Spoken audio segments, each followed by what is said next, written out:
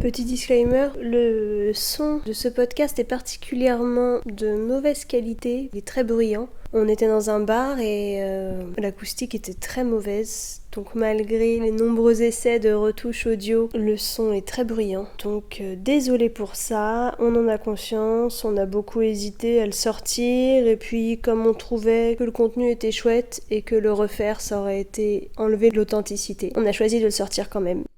Bonne écoute!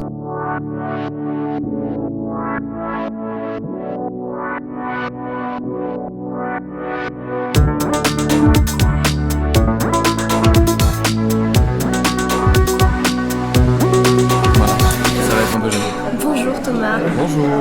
Tu crois qu'ils sont frères et sœurs? Il n'y a aucune chance qu'on puisse être frères et sœurs. Si.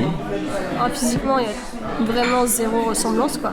Ouais. Ni la teinte de la peau, ni les traits du visage, ni la couleur des yeux, ni la nature des cheveux. Aucun lien. T'as deux frères? J'ai deux frères, deux petits frères, de 2 ans de moins et 2 ans de... T'es numéro 1. Ouais. Est-ce que t'as des cousins, cousines? J'ai une cousine. C'est tout? J'ai un oncle, une tante, une cousine. Ok. Un grand-père, une grand-mère, un père, une mère. Et vous êtes proches avec ta cousine? En âge. Ah, en âge. On a 8 ans d'écart. Elle a 8 ans de plus? Et 8 ans de moins. Ah là là, c'est le premier de ta famille. Je suis à la pointe de ma génération familiale. Ouais. Ah ouais, la pression quoi. Ma mère est fille unique et il reste rien de sa famille, donc c'est assez facile. Niveau réunion familiale, ça va. Est-ce que y a des gens de ta famille que tu considères comme des amis? Ouais, globalement mes deux frères et mes parents. Tes parents, c'est des amis? Mes parents, c'est des amis, je pense. Ouais. Ah ouais? Ouais. Ok. Et tes deux frères? Mais c'est un peu particulier parce que, en fait, je considère que j'ai une relation avec mes parents qui s'est vachement apaisée avec le temps et qui du coup est devenue plus complice et amicale que vraiment parentale, quoi. En fait, les moments où il y a de nouveau une relation parentale, je suis là en mode mais j'aime pas en fait, et je me casse. Vous vous êtes rencontrés en tant qu'adulte? On s'est rencontrés en tant qu'adulte. Ouais. Je me suis barré après le bac, donc j'avais 17 ans et demi. 17 ans et demi, personne dit ça. J'avais pas 18 ans encore, mais j'avais quasiment 18 ans. Bon, à mes 18 ans, on va dire. T'as sauté une classe? Non, mais je suis de fin d'année. Et du coup, je me suis barré et je revenais pas très souvent et j'ai grandi en tant qu'adulte sans eux, quoi. Enfin, je revenais assez régulièrement, mais voilà. Et ils m'ont redécouvert petit à petit en tant qu'adulte et moi je les ai redécouverts aussi. Priorité direct. Voilà. Merci beaucoup. Tu disais que vous vous êtes rencontrés parce que après en fait, t'es parti pour tes études? Je suis parti pour mes études et j'ai choisi de faire mes études pas dans la ville où étaient mes parents. Pas proche de la ville où étaient mes parents. Donc tes parents ils étaient en Auvergne, t'es parti à Toulouse, c'est ça? Ouais, c'est ça. Ok, donc t'as rencontré tes deux parents, tu les individualises ou c'est une entité? Je les individualise. Tu les as rencontrés, un puis l'autre? Non, les deux plus ou moins. T'as quand même une amitié avec eux qui est liée au fait qu'ils sont... Bah ils sont ensemble et je les vois tout le temps ensemble. Ouais. Donc c'est au même moment quoi. Mais tu sais, c'est ce que je te disais, c'est genre quand j'y retourne, qu'on a une relation amicale, c'est cool. Dès qu'il y a la relation filiale qui revient, je ne suis plus à l'aise du tout. C'est quoi la relation filiale? Je sais pas, c'est une espèce d'autorité, c'est une sorte de je suis ton père donc j'ai raison, tu vois. Ah oui. Ils font beaucoup ça? Ils font beaucoup ça? Mon père fait pas mal ça, ouais. Enfin, mais ça, malgré lui, tu vois. Mais, ou des trucs, des conflits qu'on avait à l'époque, qui reviennent beaucoup trop vite et qui me ramènent à une personne que je suis plus. C'est bizarre, parce que ça va en même temps au fond de moi, c'est quand même là, quoi. Et en même temps, c'est pas l'adulte que je suis, c'est vraiment l'enfant qui... Dès qu'on n'est pas d'accord avec mon père, il n'y a plus d'arguments. Il cherche à avoir raison, donc il a tort. C'est insupportable. Tu vas en parler de tiens ou je... De mes parents? Bah, je sais pas. Moi, je considère pas être amie avec mes parents. J'ai une double culture. Ma mère est asiatique, mon père est français. Je ne pense pas que la culture asiatique permette l'amitié avec le parent. Ma mère, au lieu de vivre ça comme quelque chose de privilégié, elle vivrait ça comme un affront, je pense. Tu vois, j'ai des amis français qui appellent leurs parents par leur prénom. Et ma mère, je sais que si je fais ça, elle va hyper mal le prendre. D'ailleurs, je serais mal à l'aise de le faire. Je me vois pas le faire. Mon père, je pense qu'il s'en foutrait si je lui appelais une tour dans la tête, quoi. Oui, ils sont peut-être surpris, mais... Je crois que mon frère appelle mon père par son prénom des fois. Quand il est pas content? Non, quand il discute. Mais il a une relation beaucoup plus franchement amicale que moi, qui est une relation amicale de loin, quoi. Enfin, c'est un bon ami, mais on se voit pas souvent. Alors que eux ils se voient souvent. Mais par contre moi je peux l'appeler gros ou... Oui, mais est-ce que quand il parle de lui à quelqu'un d'autre, est-ce qu'il parle de Serge ou de son père, tu vois? Je sais pas. Moi, je sais que je parle de mes parents toujours comme de mes parents. Oui, mon père, ma mère, moi je fais ça. J'ai rencontré mon père en tant qu'adulte, par contre. Et j'ai eu ce truc-là parce qu'on avait eu un conflit qui fait que pendant 1 an, on ne s'est pas parlé.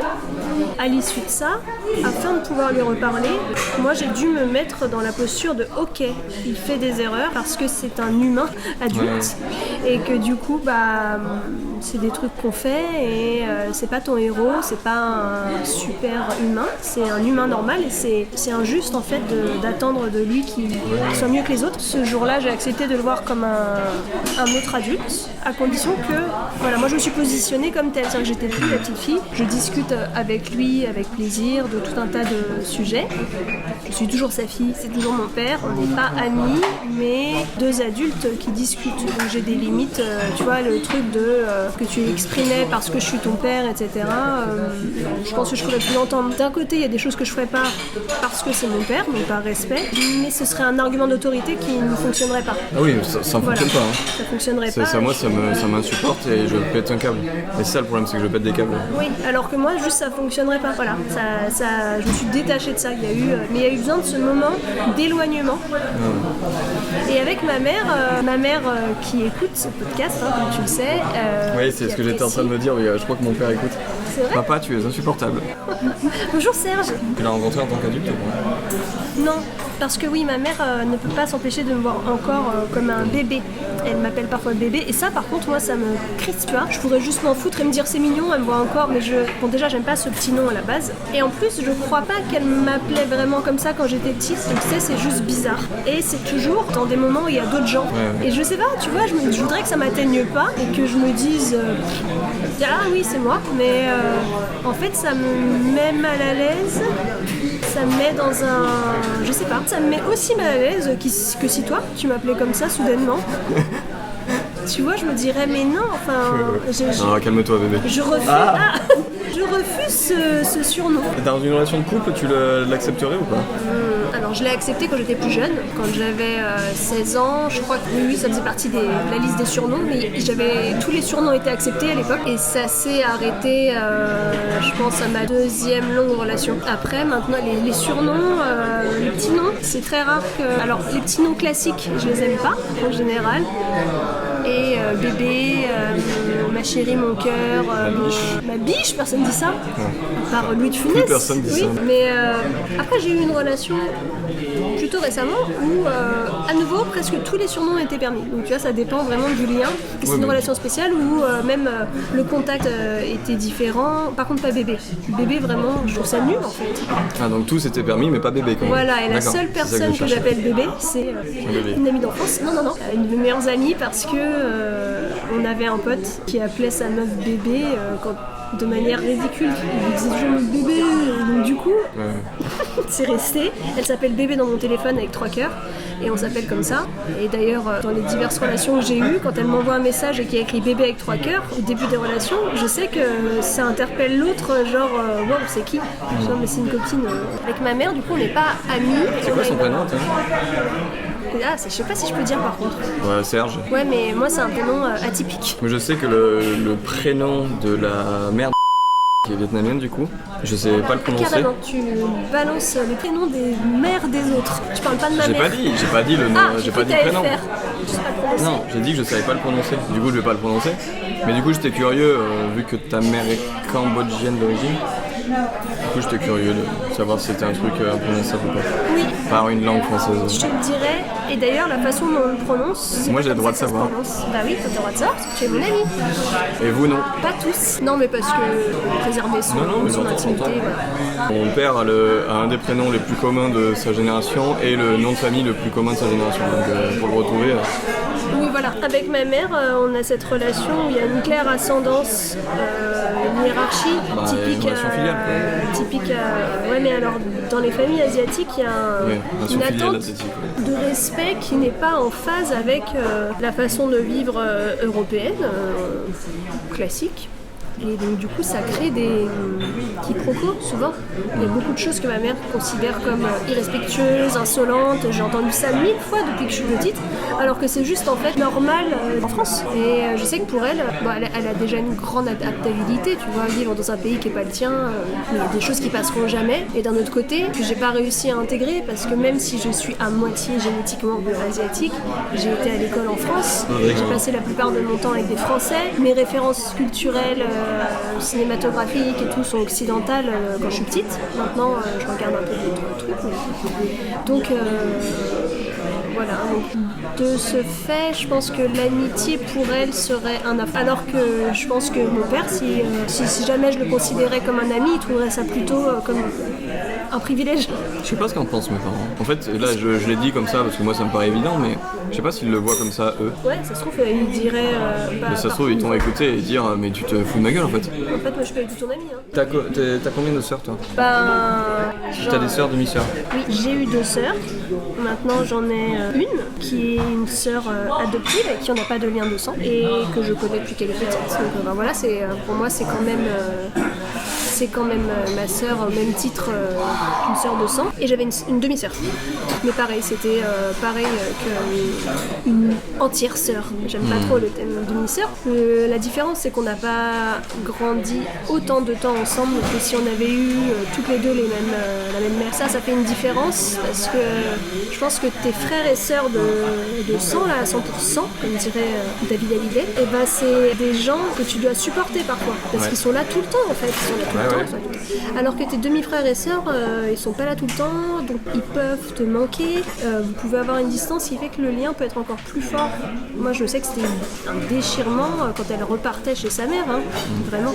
Alors que quand on vit ensemble avec ses frères et sœurs, parfois, je pense qu'on aimerait pas tout le temps être avec eux, quoi. Oh oui, moi j'ai passé toute mon enfance avec mes 2 frères et on passait notre temps à se foutre sur la gueule et à plus supporter, à s'adorer, à plus supporter, à s'adorer, à plus supporter. Le moment où je me suis barré parce que moi j'avais besoin de couper le lien avec toute la famille parce quand ça faisait 18 ans qu'on était les uns sur les autres, quoi. Mais ça a été vécu plutôt comme un déchirement, mais limite une trahison en fait. C'est ça qui est bizarre, c'est qu'on vit comme dans un petit terrier là, tous ensemble, quand on est une fratrie avec les parents. Et on s'adore autant qu'on se déteste, quoi. On respire le même air, on mange la même bouffe. On n'a rien à se raconter, sauf nos journées à l'école, sauf quand on est dans la même école, tu vois. Enfin, voilà, c'est vraiment... Et après, on se sépare, et du coup, on se dit, waouh, c'est dur en fait un peu être sans, tu sais, il y a des moments où ça peut être difficile de s'individualiser. Ouais. Alors moi pas. Et paradoxal en même temps. Pas trop de ton côté, mais tu vois, du leur, t'es celui qui est parti en c'est ça. premier. Mais en fait, et j'ai saisi ça très tard, que j'étais celui qui était parti, que tu vois, je les avais un peu abandonnés, que là ils sont encore, mes frères, ils vivent en Auvergne tous les deux. Un des 2 très proche de mes parents, l'autre un peu plus éloigné, mais ils se voient quand même souvent. Et moi je suis celui qui vient 2 fois par an, quoi. Qui appelle jamais en plus. Pardon, ça va. Après ils le savent, c'est comme ça, tu vois, genre, j'imagine que ça leur pèse un peu, mais qu'ils ont pris le pli aussi que je suis comme ça. Ce qui est différent aussi quand t'as des demi-frères et sœurs, c'est que il peut pas y avoir ce questionnement, ou un peu moins, de qui est le ou la préférée, parce qu'on a des statuts différents. Et je pense que quand t'as des fratries, les petits, je le vois, moi je vois ça avec des enfants, les petits, il y a un moment de leur vie où ils se demandent, surtout ils considèrent que c'est les autres les préférés, parce qu'il y a des jalousies, et puis entre frères et sœurs, c'est des trucs fréquents, tu vois. Je sais plus, j'ai vu un TikTok l'autre fois d'un mec qui disait que quand il parlait à sa petite sœur quand il était petit, il adorait lui dire mes parents ont dit ça. J'ai une copine, son frère, elle a 2 grands frères, et il y a un de ses frères qui lui disait de toute façon t'as été trouvé dans une poubelle. Oui, ça c'est Quentin. Il t'a dit ça? Non, c'est Quentin, celui qui a été trouvé dans une poubelle. Ah oui, d'accord. Donc on peut dire son nom ou... Bah du coup oui. Tiens, je le biperai, tu peux lui donner un surnom. Non, on peut dire son nom, je m'en fous. D'accord, ok, donc Quentin a été trouvé dans une poubelle? Quentin était celui, ouais. D'accord. C'était aussi le préféré, entre guillemets, parce que vu que c'était le plus petit, c'était celui à qui on passait le plus de conneries, parce que c'est normal de faire plus de conneries quand... J'imagine que c'est ça. Faire plus de conneries quand on est petit, et du coup... Il y a ça, et aussi le fait que t'es usé de ouf, je pense que t'en as eu 2. Ouais. Putain. Puis nous 2 en plus. Est-ce que je suis amie avec mes sœurs? Non.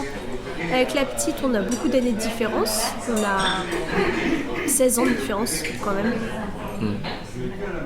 C'est une génération quasiment. Oui. Et je pense pas qu'on est amis, c'est pas comme ça que je le ressens, parce que pour l'instant, moi je vais avoir du mal à me confier à elle et je vais toujours vouloir l'aider. Je sais qu'elle veut m'aider Ouais, et t'as qu'elle une veut relation avoir de cette grande place. sœur, quoi. Voilà. Pour l'instant, j'ai trop cette place de grande sœur pour pouvoir me laisser aller en tant qu'amie. Ça viendra peut-être en grandissant, mais après on a une histoire particulière et très forte, et donc ça me manque pas, tu vois, d'être. Oui, après c'est pas forcément une plus-value par rapport à une relation fraternelle, quoi. C'est différent. Mais après, dans mes cousins, cousines, je trouve que cousin-cousine, je sais pas si c'est le côté asiatique qui fait ça, mais il y a un statut spécial. Pareil. Le cousin, c'est un peu le frère que t'as pas eu, ou la cousine pour toi, du coup. C'est la personne plus ou moins de ton âge qui génétiquement est le plus proche de toi, qui donne un aperçu de... moi je vois ça avec mes cousins en fait, de comment ça aurait pu être d'avoir un frère. Comme on se voit pas aussi souvent qu'un frère ou une sœur, il y a un statut de dignité dans la famille, tu vois. Genre quand, surtout du côté asiatique, avec mes cousins métissés, où on est dans ce dilemme tout le temps, ce paradoxe permanent en fait du choc des cultures. Donc avec mes cousins, on a beaucoup de complicité sur le fait qu'on vit dans ce paradoxe culturel en permanence. J'ai une question du coup, tous tes cousins ils sont métissés aussi? Tous tes cousins du côté asiatique de la famille?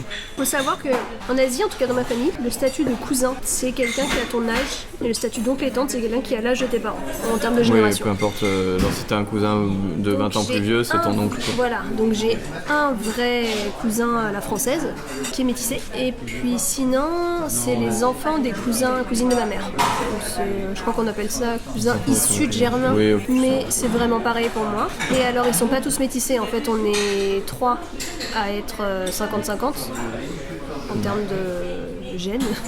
Enfin, sachant qu'il y a un de mes cousins qui est aussi un quart malgache, c'est encore une autre culture. Ouais. Sinon c'est des asiatiques. Et, Ok. et alors, tu vois, là, je sens la différence parce que eux aussi, ils sont allés à l'école en France, etc. Ils sont quand même beaucoup plus asiatiques que moi sur plein de points. Parce que leurs deux parents sont asiatiques. Ouais.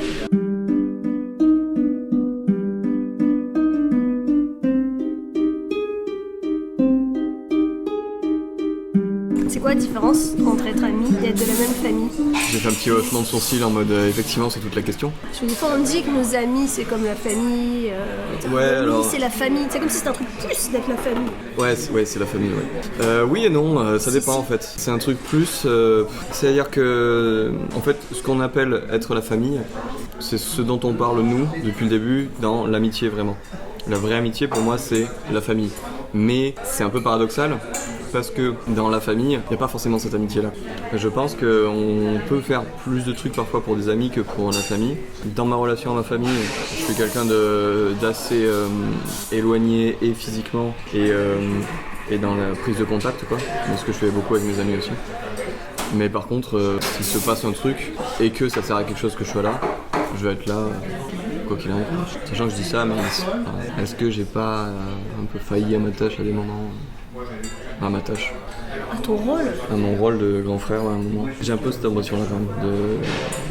Les petits frères, n'hésitez pas à commenter si vous trouvez que votre frère vous a trahi ou laissez tomber. Ouais, bah je les ai laissé tomber, oui. Il y a leur grand frère qui était plus là à un moment où c'était un peu important pour eux, quoi. Autant moi j'avais 18 ans, autant le petit avait 14 ans, quoi. C'est pas important, c'était pas la période la plus simple de sa vie non plus. Mais est-ce qu'on t'avait transmis ce rôle? Ben, moi j'avais pas l'impression, mais de fait, je pense qu'ils attendaient un peu ça de moi quand même. Les petits, mais est-ce que vos parents vous t'ont transmis ce rôle de grand frère? D'accord. Mon père est un grand frère, Ouais. et ma mère est fille. Mais c'est un grand frère un frère d'un an, pas non plus. Je dis ça parce qu'il y a des modèles familiaux où les parents éduquent la fratrie en disant toi t'es le grand frère donc t'as telle responsabilité, c'est toi le grand, tu dois montrer l'exemple, tu dois faire ça, tu dois être ci. Ouais, un peu. À ce niveau-là, un peu plus, ouais, peut-être. Genre, j'avais un peu la responsabilité de mes frères quand très tôt, en fait, on nous a laissés les trois tout seuls à la maison et c'était un peu parce que moi je gérais et que du coup ça allait bien se passer a priori. Donc si ça allait mal se passer, au moins on n'allait pas en avoir un mort, quoi. On allait se taper, bon, casser un truc, deux trucs. Mais du coup, la différence entre relation amicale et relation familiale, déjà, bon, relation filiale, c'est un peu, il y a ce côté ascendance un peu, voilà, qui est assez évident, et relation fraternelle, il y a un peu ce côté ascendance aussi, effectivement, côté grand frère, petit frère, grande soeur, petite sœur, qui fait que t'as des rapports particuliers que t'as pas avec des amis, où normalement c'est quand même d'égal à égal, très vite. Ça serait plus proche des frères jumeaux, je pense.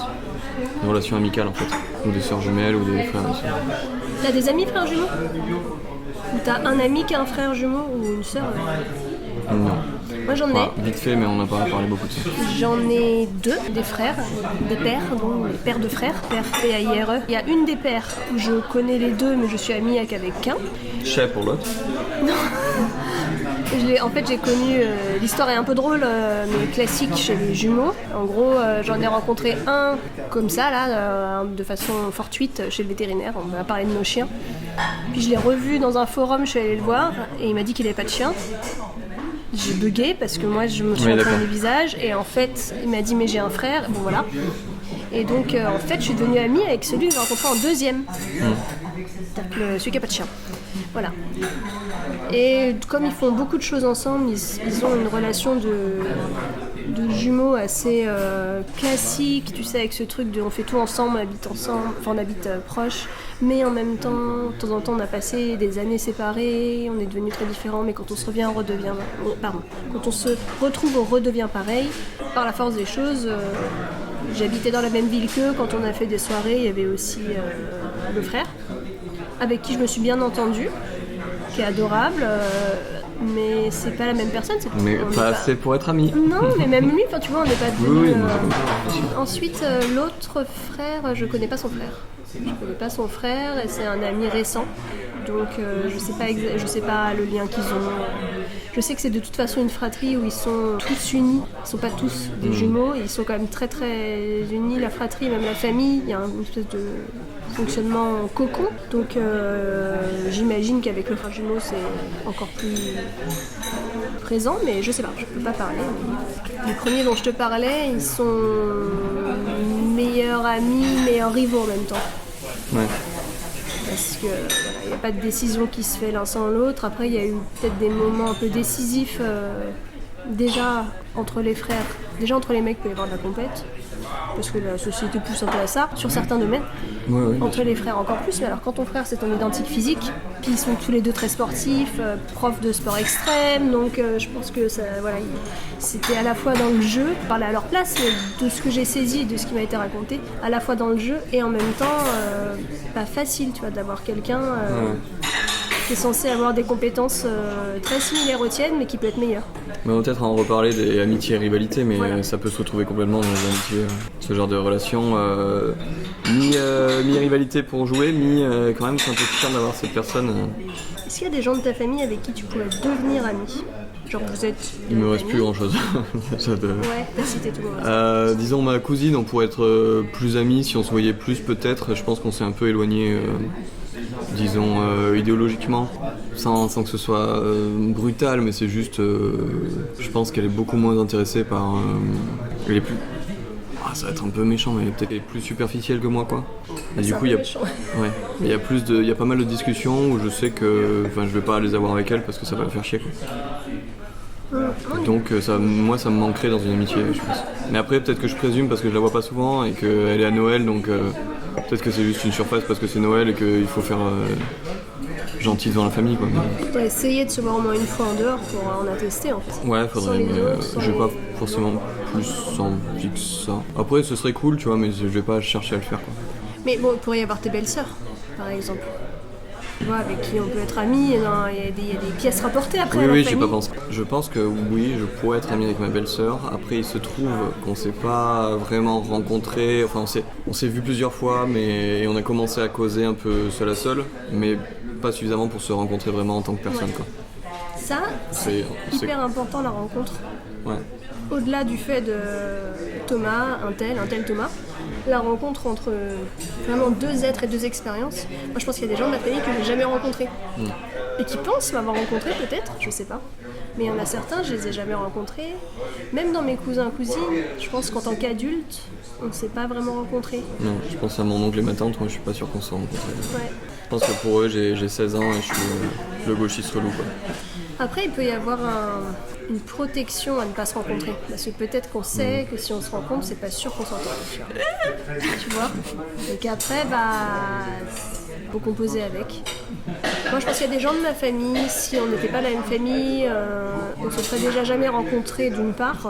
On se serait jamais rencontrés. Peut-être qu'on aurait pu avoir du mal à s'apprécier même avec certains parce qu'on n'aurait jamais fait ce truc de se rencontrer au-delà de nos idées, de nos modes de vie, où en fait, du coup, là, il y a vraiment les liens de la famille qui font que c'est super, mais on est tellement différents idéologiquement, sur les modes de vie, que ce qui fait qu'on tolère certaines choses.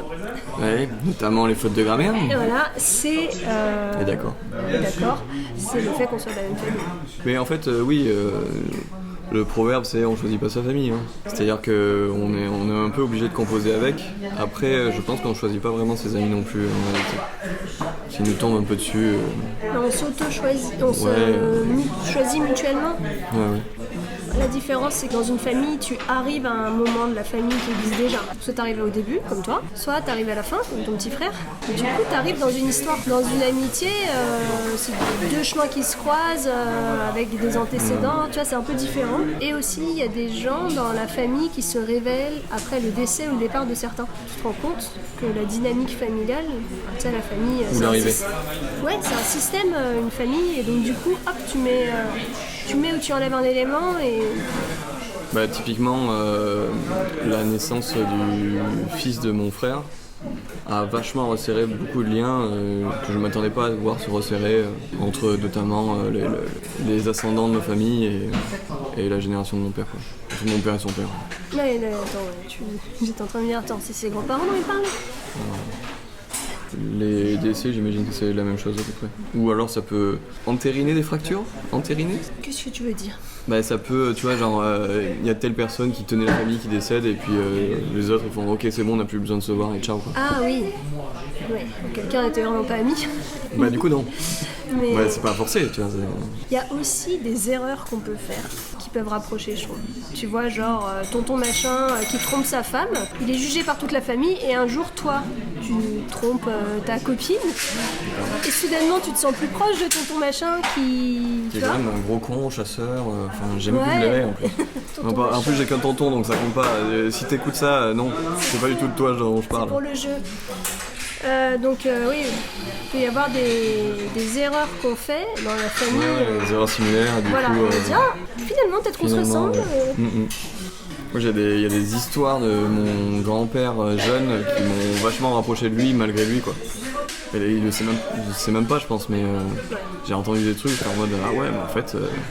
je suis lui. En fait, ouais, un peu. Moi je suis vachement modéré en fait. Non mais attends, il y a aussi des choses qu'on peut faire qui peuvent exaspérer nos parents, nos oncles et tantes parce qu'on leur rappelle leurs parents à eux et on n'y est pour rien, tu vois. Même une ressemblance physique qu'on peut avoir. Enfin, c'est pas le cas dans ma famille, mais c'est le cas dans...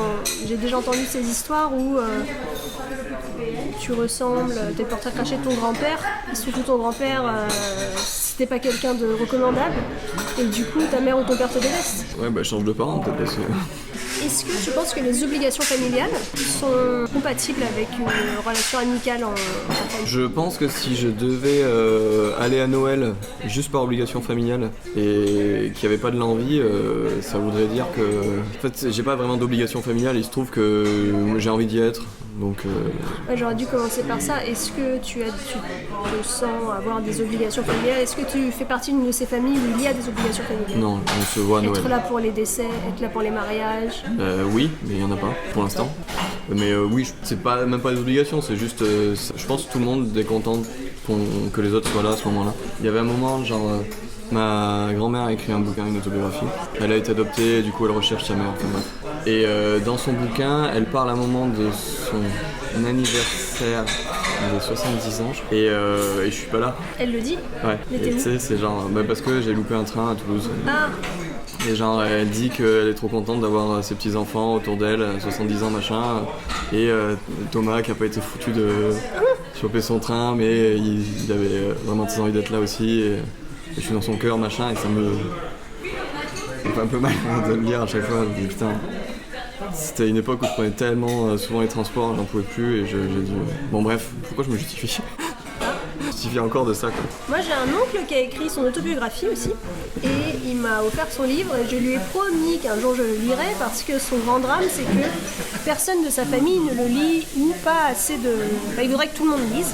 Or, tout le monde ne le fait pas, pour des raisons diverses, parce que déjà, tout le monde ne lit pas. Donc, et j'ai essayé de discuter avec lui du fait que c'est peut-être aussi pour protéger leurs liens, parce que quand tu lis les mémoires intimes de quelqu'un, de ta famille, avec qui tu as une certaine distance et une certaine pudeur, choses qui ne peuvent pas être défaites après. C'est-à-dire qu'une fois que tu sais quelque chose, et que ça peut aussi protéger la relation, je sais que lui, il a du mal à l'entendre, ou plutôt il s'en fout, parce qu'il a juste envie qu'on lise ce livre. Et c'est pas la première personne que je connais qui a écrit un livre et qui est super vexée parce que sa famille ne le lit pas. Pour eux, ça fait partie des obligations familiales. Oui, Toi qui écris des livres, toi qui écris des livres, est-ce que ta famille lit tes livres et c'est quoi ton ressenti par rapport à ça? Ma famille lit mes livres, oui. Il y a un de mes frères, il a lu, c'est sûr. Le deuxième, je suis pas sûr. Mais j'imagine que c'est pas l'envie qui manque, hein, c'est juste ouais, je le ferai, il le fait pas. Je suis pas sûr. Mes parents ont lu, mon grand-père a lu, j'imagine ma grand-mère a lu aussi. Mon oncle ou ma tante, je pense pas. Et oui, j'aimerais bien que tout le monde le lise, et en même temps, je sais très bien que c'est pas le bouquin que j'ai sorti, c'est pas celui qui est le plus accessible. C'est une pièce de théâtre déjà, une pièce de théâtre contemporaine, avec des aspects, je dis contemporain au sens de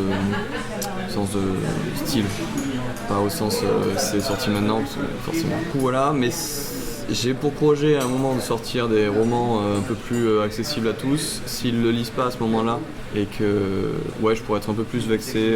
Je n'attends pas, c'est pas une obligation pour eux, c'est plus. Enfin, j'aimerais bien qu'ils aient la curiosité de lire.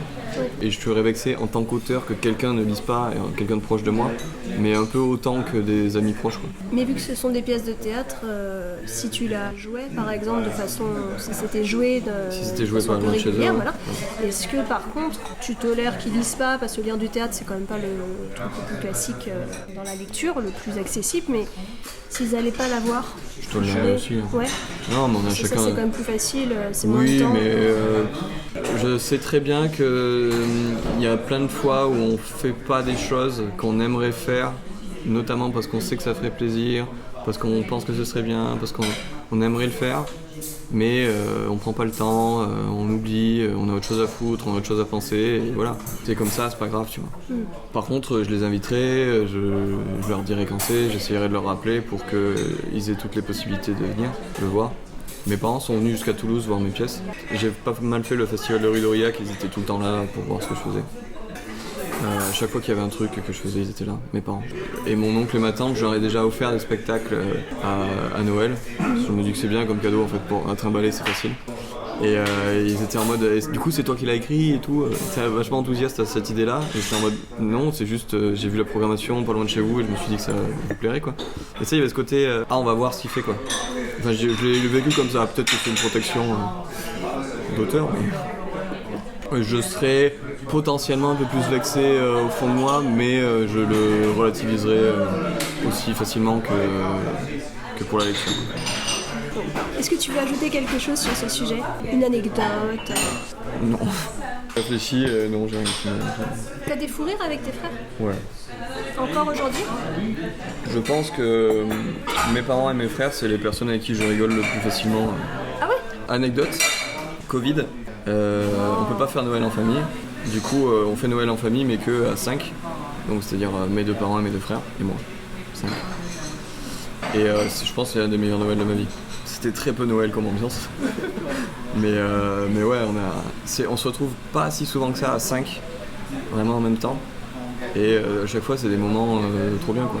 Je suis très content d'avoir la famille que j'ai, et je trouve que ouais, c'est les personnes avec qui je rigole le plus. Avec certains de mes amis proches, voilà, mais en groupe, comme ça, je pense que c'est le groupe avec lequel je rigole le plus. Ouais. J'ai un de mes cousins que j'adore. Globalement, j'adore mes cousins. Mais il y en a un, je pense que c'est mon meilleur public. Bon, déjà, quand il rigole, il est très expressif, mais il me trouve si drôle. J'ai l'impression, en tout cas, du coup, c'est très drôle. Et c'est d'autant plus marrant qu'on a passé des moments de solitude dans nos familles où on essayait de débattre d'un sujet intergénérationnel vraiment qui passait pas, et on a beaucoup de complicité là-dessus. Et il vit loin de moi maintenant, puisqu'il vit au Japon. C'est un peu loin. Et on s'écrit de temps en temps sur WhatsApp. C'est plus moi qui vais lui écrire à raison d'une fois par mois. C'est comme pas on échange de 3 messages. Mais je sais que c'est moi qui ai initié ça et qu'avant qu'il parte au Japon, de temps en temps, je lui écrivais. Et il me répondait oui bon moi je suis pas trop du genre écrire, ça m'intéresse pas trop parce que je lui disais comment ça va, pour lui écrire c'était parce que j'avais un truc à dire, tu vois. Okay. Donc il m'envoyait un peu valser, mais il a toujours fait un petit peu ça. Il se définissait plus jeune, il me disait de toute façon moi je suis un connard. Puis en fait un jour j'ai été surprise parce que je lui ai posé des questions sur ses amis à lui. Il m'a dit qu'il avait une amie là où il habitait avant, et en fait il a ajouté mais bon c'est pas ma meilleure amie comme toi quoi. J'ai bugué, je me suis dit attends, relève pas, tu vas casser ce moment un peu magique ou peut-être tu as mal entendu. Et je me suis dit en fait il est pas toujours sympa avec moi, mais en fait il est au max quoi. Genre je suis une de ses humaines préférées. Moi ça a changé un peu mon attitude vis-à-vis de lui, c'est-à-dire que je me sentais tout le temps rejetée, donc je devais être un peu pénible parce que quand c'était cette personne là que tu rejettes et du coup oui elle revient. Ouais elle revient, et lui comme il me rejetait pas dans sa tête il devait dire mais qu'est-ce qu'elle a. Et du coup j'aime beaucoup notre relation. Donc, je pense qu'on est quand même amis. On est quand même amis même si je vais pas lui parler spontanément de mes problèmes parce que j'ai une pudeur vis-à-vis de ma famille. C'est pas le cousin avec qui... Je pense qu'il y a un cousin avec qui je raconte... je peux tout raconter, mes histoires. Mais avec ces 2 cousins, j'ai peut-être une relation amicale. Et avec les autres cousins que j'aime autant, et ben on n'est peut-être pas amis par contre. Aussi très différents, peut-être pas tant que ça, peut-être que si on s'ouvrait plus, on se trouverait des points communs. Mais bon, on a des modèles de vie familiaux différents, des aspirations différentes, donc on pourrait être surpris, mais disons d'extérieur, ça ne se ressemble pas trop. Je viens de me rendre compte que j'espère que ma cousine va pas écouter ce podcast. Parce que tu vraiment, serais surpris, tu te dirais attends, mais en fait... Je pense pas qu'elle écoute. Voilà, Je serais surpris, et surtout j'ai dit d'elle qu'elle était superficielle, c'est pas sympa quoi. Cousine, si tu écoutes, tu peux me prouver le contraire très facilement. Faudrait qu'on discute. En gros, je pense qu'il dit vous connaissez pas assez. Ouais, c'est ça. Il ne te connaît qu'en superficialité. C'est ça. Que à Noël et tu... Bref. Pardon. Petit règlement de compte. Ok.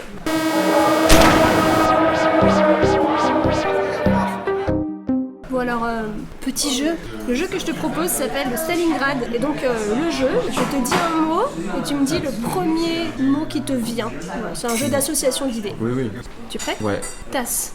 Café. Veste. Manteau. Pluie. Grêle. Ceinture. Hôtel. Traumatisme. Stress. Cul de jatte. Moignon. Et un dernier, verre. Poème.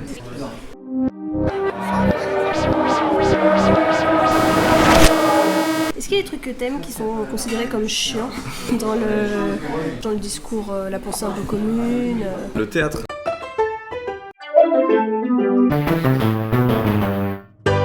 Le théâtre, alors pourquoi c'est pas chiant le théâtre ?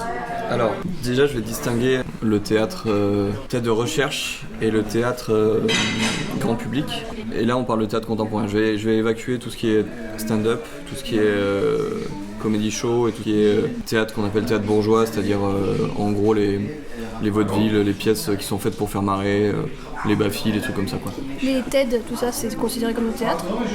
Les TED, non, c'est des conférences. Après t'as les conférences gesticulées qui sont un chant du théâtre, enfin voilà, qui vont plus se rapprocher du théâtre contemporain. Mais là je parle en gros des pièces chiantes, considérées comme chiantes, c'est-à-dire les pièces d'auteurs contemporains qui sont souvent un peu lourdes, qui sont pas faites pour être drôles, qui sont pas divertissantes particulièrement. Voilà, qui évacue le côté là pour rigoler. Un peu des pièces d'auteur en fait, comme des films d'auteur. Et alors, dans le théâtre contemporain comme ça, il y en a 2 qui sont pas chiants. Il y a les pièces, les grandes pièces intéressantes, qui sont fortes, émouvantes, qui te bousculent, voilà, qu'il faut se les encaisser. Mais je pense que c'est un effort que j'encourage beaucoup de gens à faire sur beaucoup d'auteurs, qui peuvent être plus ou moins accessibles. Mais il y a des auteurs depuis l'UNESCO, quoi, c'est intéressant. Notamment, celle que je vais recommander, c'est Roberto Zucco de Bernard Maï Coltès, Si vous voyez des Bernard-Marie Coltès, ça vaut le coup d'aller jeter un œil, quoi. Marie Coltès. Bernard-Marie Coltès. K-O-L-T-E accent grave S. Ok. Qui est un auteur contemporain des années 70-80 je dirais, qui est mort du sida, qui était homosexuel. Alors pourquoi c'est pas chiant? Alors Coltès c'est pas chiant parce que c'est hyper prenant, genre ça te prend aux tripes quoi, et c'est vraiment remuant. Mais c'est pas drôle. En fait, c'est ça le truc, c'est que souvent on trouve chiant tout ce qui est pas drôle, notamment en théâtre, en se disant on s'emmerde. Alors oui, si tu écoutes pas et si tu t'en fous, tu vas t'emmerder, mais comme tu vas t'emmerder devant n'importe quel film, si tu regardes le Tour de France pour t'endormir, si tu regardes un film pour t'endormir, tu vas t'emmerder devant quoi. Pas le théâtre pour dormir, c'est une façon de faire. Et après, il y a le théâtre qui est vraiment difficile d'accès, mais pour moi j'appelle ça du théâtre de recherche. Et c'est pas chiant, mais c'est pas pour tout le monde. C'est-à-dire que c'est comme la recherche en mathématiques, c'est pas chiant pour les mathématiciens, mais c'est niche quoi. Mais c'est niche, ouais. Et si tu prends ça comme ça en te disant je vais aller au théâtre, ça va être cool, et que tu tombes sur du théâtre de recherche, bah, c'est comme se dire je vais faire un petit calcul mental, et en fait tu te retrouves avec des trucs qui sont pas du tout là pour toi quoi. Et le truc du théâtre de recherche, c'est que c'est un truc entre théâtreux, entre universitaires souvent, qui va ressortir à d'autres moments dans du théâtre un peu plus accessible, pas forcément drôle, mais sous d'autres formes quoi. Donc moi j'ai vu, je crois, 2 pièces de théâtre contemporain. Une où c'était Michalik, c'est possible? Ouais, Michalik. Voilà, c'était génial. Michalik c'est plutôt accessible, c'est plutôt... Voilà, j'ai trouvé ça génial dans l'écriture, enfin ouais, je trouvais ça super. C'était une pièce sur Edmond Rostand. Oui, c'est possible. Voilà. Edmond Rostand, c'est le gars qui a écrit Cyrano de Bergerac. Et une pièce, alors là je me rappelle plus hélas de rien, du titre de la compagnie, mais c'était dansé aussi. Donc je sais pas si c'était de la danse contemporaine ou du théâtre contemporain, je pense que c'était mi-chemin. Et c'était hyper bizarre, c'était un truc d'horreur. Moi j'ai adoré, mais c'était vraiment choquant, c'est-à-dire que les gens faisaient des trucs très effrayants avec leur corps et les mises en scène. On comprend pas trop l'histoire, il y a des moments où il y a un bruit de cours d'eau et la personne danse dessus. Donc maintenant que moi je fais de la danse contemporaine, j'identifie bien sur quoi elle danse et pourquoi. Mais à l'époque, je sais que je m'étais dit, c'est Arte. Oui. Arte, mais c'est très Arte. La nuit. Ouais. Et c'est pas du tout sur ce ton-là, d'ailleurs c'est pas Arte, c'est la nuit. C'est la nuit.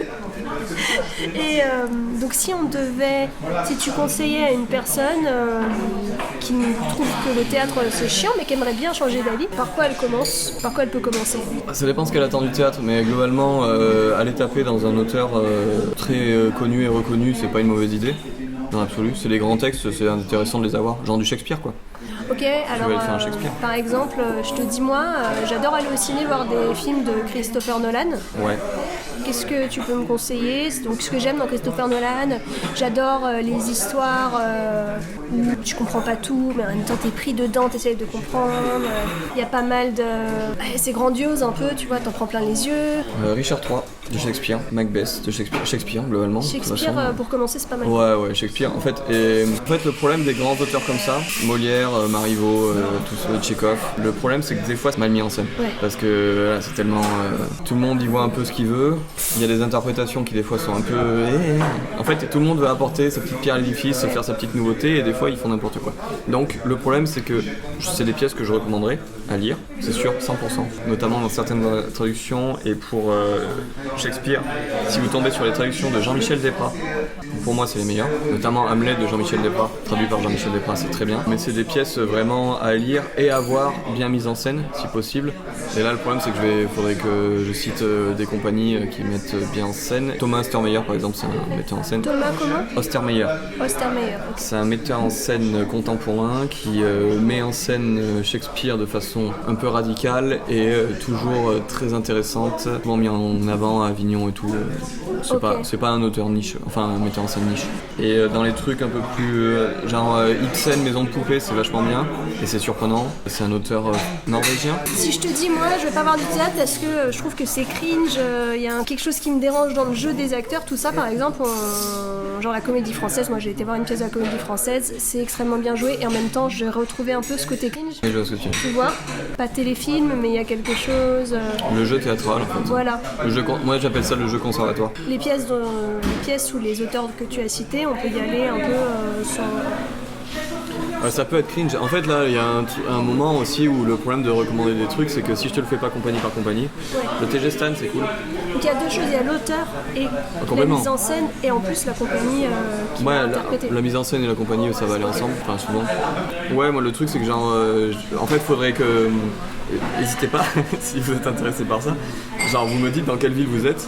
Je vais voir juste le programme du plus grand théâtre de votre ville, quoi, et je vais voir ce qu'il y a dedans et je peux vous en recommander des trucs. Ok. Mais oui, moi c'est un truc que je fais.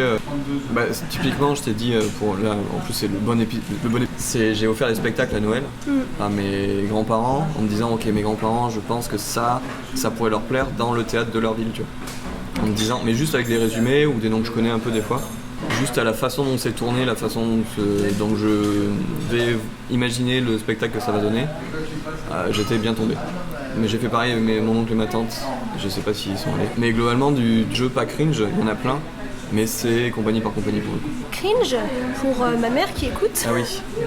Ce que j'appelle cringe, et globalement je pense ce que ça veut un peu dire ça, c'est un mot anglais, c'est cringe. C'est quelque chose qui te met mal à l'aise parce que tu trouves ça un peu gênant. C'est un peu difficile à expliquer.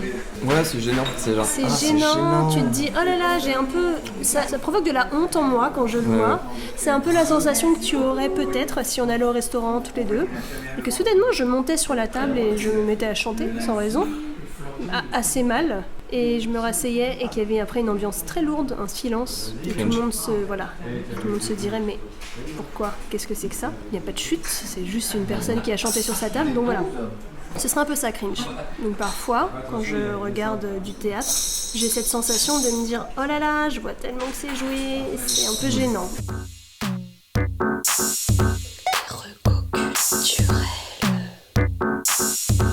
Les recommandations culturelles.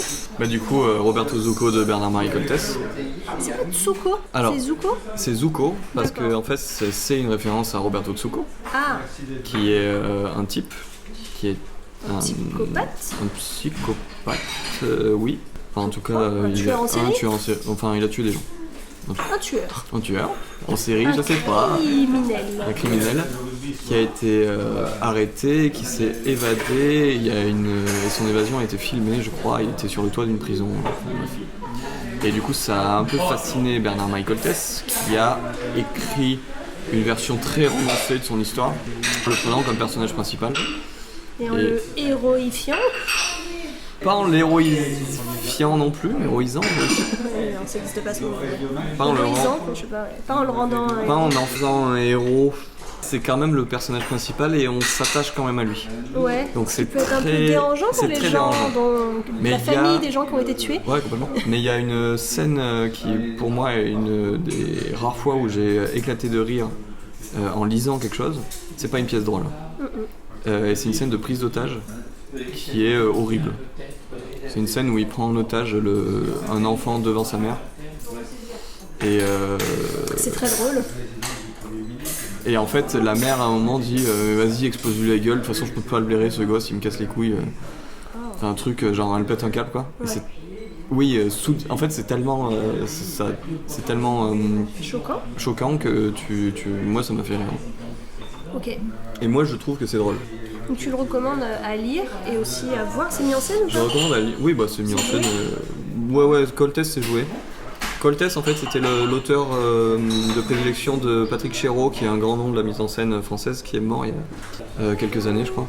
Ça me dit quelque chose. Ouais, et moi, du coup, comme quoi, il est très reconnu comme auteur, et c'est un auteur des années, comme je disais, 70-80. C'est pas mal joué, pas autant de Molière, mais ouais. C'est quel courant? Du coup, il y a des courants au théâtre? C'est un courant... Attends, pas Patrick, Coltès, Bernard. Bernard-Marie Coltès, oui. Ce serait du drame. Le drame, en gros, c'est pas de la comédie, c'est pas de la tragédie. C'est-à-dire que ça finit pas forcément bien, mais c'est quand même un peu rigolo, mais pas que. Okay. La comédie, c'est que rigolo, la tragédie, c'est que pas rigolo. En fait, c'est les mêmes genres qu'au ciné, un peu, non? Ouais, un peu, je pensais qu'il y sûr. avait des courants, genre l'expressionnisme. Oui, tu peux aller là-dedans, mais bon, je vais pas aller dans le... Okay. Et puis Coltès se réclame pas forcément d'un courant précis, et c'est plutôt dramatique. En fait, il y a un courant dans le théâtre qui est le courant post-dramatique, qui se débarrasse du personnage, de l'histoire, des trucs comme ça. Et chez Coltès, non, on est dans On est dans un truc avec une histoire qui est suivie, qui est simple à suivre. Si on prend les trucs, il y a genre Dans la solitude des champs de coton, qui est une pièce très bien.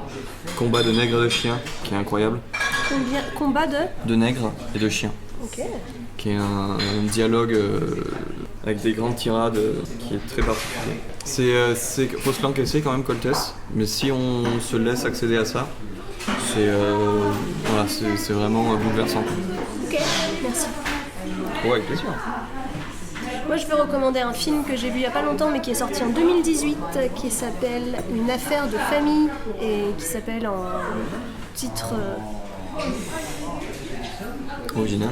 Ben non, c'est pas titre original. En anglais, il s'appelle Shoplifters, mais c'est un film japonais. Donc en japonais, je vais pas vous faire l'affront de prononcer ce que je vois écrit. Je vois très bien. Je sais pas prononcer le japonais. Un film de... Tu veux que j'essaye? Tu t'y connais en... Bah japonais en ce moment. Ouais, alors le réalisateur s'appelle Hirokazu Koreeda. Ok. C'est une palme d'or. Et il a reçu différents prix. Donc je l'ai regardé parce que j'adore regarder des films avec une personne en particulier. On regarde à distance en fait et on commente. D'accord. Et on s'est dit vas-y, on se fait une palme d'or pour peut-être aller sur une valeur sûre. On a essayé de faire cette approche-là. Ouais. Et c'est un film donc sur une famille japonaise pauvre, une famille de voleurs qui va dans les magasins en famille un jour. Donc une famille composée de un père, une mère, une jeune femme qui doit avoir, 18-20 ans, et un petit garçon de 10-11 ans, et la grand-mère. Et un jour, le père et le fils rentrent d'un larcin, et ils voient une petite fille dans un appartement. Il se trouve que c'est pas la première fois qu'ils la voient seule, et ils prennent la décision un peu curieuse de la prendre avec eux pour dîner. Sans le dire aux parents, bien évidemment. Au cours du dîner, le reste de la famille commence à se poser des questions. Est-ce que c'est un kidnapping? Et en fait, ils se mettent d'accord avec l'idée que c'est pas un kidnapping parce qu'ils ne demandent pas de rançon, sauf qu'en fait, ils gardent cet enfant. Ils trouvent que le fait qu'elle était délaissée est une raison valable. Ils gardent cet enfant. Les parents biologiques, d'un autre côté, ne lancent pas trop de recherches et l'avis de recherche sort qu'au bout de 2 mois. Enfin voilà, c'est une famille dysfonctionnelle des deux côtés. Je pense que la famille de voleurs est censée être présentée comme une famille un peu fonctionnelle malgré tout, même si elle est très atypique. Une famille qui s'aime. Mais évidemment, il y a des failles importantes que tu découvres au fur et à mesure du film. Pendant que je regardais le film, j'étais pas en empathie avec les personnes qui nous étaient présentées. Je me demandais si c'était un choix artistique du réalisateur ou si c'était moi qui n'arrivais pas à rentrer dans les personnages. Mais en fin de compte, c'est un de ces films en fait qui a la particularité de te faire réfléchir après. Et j'ai apprécié l'avoir vu, mais le lendemain. En fait, c'est-à-dire que je me suis réveillée et je me suis dit, en fait, j'ai bien aimé le film. Alors que juste après, je m'étais dit, bon, c'est immoral, voilà, c'est bien joué, mais quand même, qu'est-ce qu'il a voulu montrer? Qu'est-ce que je viens de voir? Ça m'a laissé à la sortie du film une nostalgie, une perplexité, et le lendemain, plus une tristesse. Je me dis, j'ai vu une histoire très triste quand même. Mais c'est, voilà, je recommande ce film, Une affaire de famille de Hirokazu Koreeda. Mais ça donne envie. Tu aurais une musique à nous recommander? Don't Scream de Chinese Man sur l'album Groove Sessions Volume 3. Pourquoi? Parce qu'elle est cool. Parce qu'il y a... En fait, au début, c'est genre un sample, comme souvent fait Chinese Man, d'un film ou d'un truc, je sais pas exactement. Je pense que c'est une vieille émission d'horreur ou un truc du genre. Et en gros, le gars dit, quoi qu'il arrive, quoi qu'il se passe, surtout ne criez pas, Don't Scream. Et ce Don't Scream revient de façon assez lancinante, la musique plutôt posée. Il y a une ambiance assez dark, mais assez cool. Il y a du rap dessus. En anglais qui est très bien et je la trouve entraînante et à la fois un peu flippante parce qu'il y a ce côté de si on te dit ne crie pas, c'est qu'a priori il y a une raison de crier quoi. Et je trouve que ce côté don't scream qui revient tout le temps est très cool. Voilà. Chinese Man. Moi je vais recommander Negative One de Mudvayne. Alors Negative One, ça s'écrit -1 C'est moins 1. Ah oui, Negative ok. One. Mudvayne, c'est un groupe de métal. Hein. Je vais pas aller dans les sous-classements du métal, je sais pas. Comment tu dis que ça s'appelle Mudvayne? Mudvayne. Vayne. M-U-D-V-A-Y-N-E. Ils étaient maquillés. Ok. Ils étaient maquillés. Tu confonds avec Kiss, non? Alors un peu moins vieux. Ah bon. 1996. C'est les années 2000, du coup, leur succès. Mais ça me dit Donc, rien, moi. ils étaient catégorisés en new metal. Comme Korn et Slipknot, quoi. Voilà, américains. Ok. Eux-mêmes, ils se décrivent comme du math metal. Comme Du métal de matheux, apparemment. bah, comme du mat rock, mais Voilà, mais métal. métal. Hmm. Donc, pourquoi j'aime cette chanson? Comme un truc de matheux. Oh la honte. La batterie est incroyable dans cette musique. La batterie est incroyable, le rythme joué par le batteur est incroyable. La montée de colère aussi qu'on ressent. Pour le coup, je me suis pas du tout intéressée aux paroles. La voix du chanteur, dans la retenue, comme quand tu vas être super énervé mais que tu te retiens. Ils sont toujours actifs. En 2021, ils étaient toujours actifs. Ils se sont fait des faits apparemment. Le chanteur Chad Gray, il est dans un autre groupe qui s'appelle Hell Yeah. Voilà, il a une super voix, je recommande Negative One. On dit pas de Less One? Tu sais que ça s'appelle Negative One? Je l'ai toujours appelé Negative One, mais... Parce que, alors, c'est très un niche. négatif. En fait, il y a une chanson des Vandals qui s'appelle 4, 3, 2, 1, 0, -1. Et je sais qu'ils disent For Sweet to Run, 0 Less One. Mais si ça se trouve, c'était juste pour eux, que ce soit plus rapide. Je recommande les Vandals d'ailleurs. Et For Sweet to Run, 0 Less One notamment, parce que c'est drôle. Ok. Mudvayne.